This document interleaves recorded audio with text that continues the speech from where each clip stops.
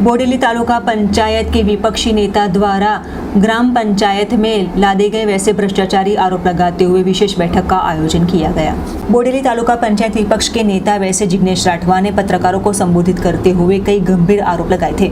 बोडेली तालुका की 19 ग्राम पंचायत में वहीवटदार की नियुक्ति की गई है। ऐसे में ग्राम पंचायत में सरपंच की डिजिटल साइन का उपयोग गैर कानूनन तरीके से करने के गंभीर आरोप लगाए गए हैं, जिस बारे में जिला कलेक्टर, जिला विकास अधिकारी, जिला पुलिस अधीक्षक को रजूआत करते हुए सही जांच की जाए वैसी मांग की गई है। जहां अर्जी देने के भागरूप आज पत्रकारों को संबोधित किया था। मेरी पंचायत एप्लिकेशन एक एप है, एमा छोटाउदेपुर जिल्लानी अंदर बोडेली तालुकामां मेरी पंचायत एप्लिकेशनना माध्यमथी जे विगतो जाणवा मळेल छे तेमां माजी सरपंचोनी डिजिटल सिग्नेचर वपराय छे।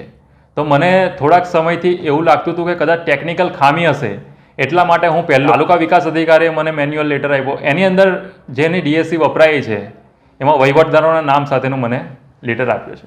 पण जे गवर्नमेंट ऑफ इंडिया द्वारा लॉन्च थयेली मेरी पंचायत एप्लिकेशनना माध्यममां एमां माजी सरपंचो हता तेमनी डीएससीनुं नाम अने विगत दर्शावे छे। मेरी पंचायत एक एप्लिकेशन है, ये तमाम जनता ऑल ओवर इंडियानी जनता ये एप्लिकेशन में पोतानी पंचायतनी विगत एमां केटला फंड आव्युं, कयुं काम क्यां थयुं ते फोटा साथेनी विगत जोई शके छे। तो बीजो एक मने सवाल एवो थतो हतो कि छोटाउदेपुरनी अंदर ज्यां बीजेपी वहीवटदारो निमेला छे त्यां पण आवुं छे के नहीं, तेवो सवाल मने थतो हतो। पण मैं बीजी पंचायतों भी जोई, एनी अंदर पण એવું નથી। ખાલી બોડેલી તાલુકાની 19 પંચાયતોમાં જ આ પ્રશ્ન ઊભો થયેલો છે।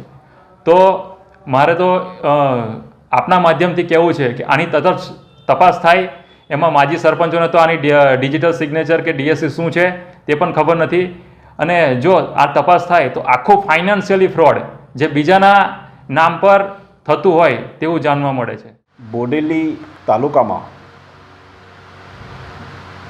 જે Meri Panchayat app NIC national information centre દ્વારા જે લોન્ચ થયેલી હોય છે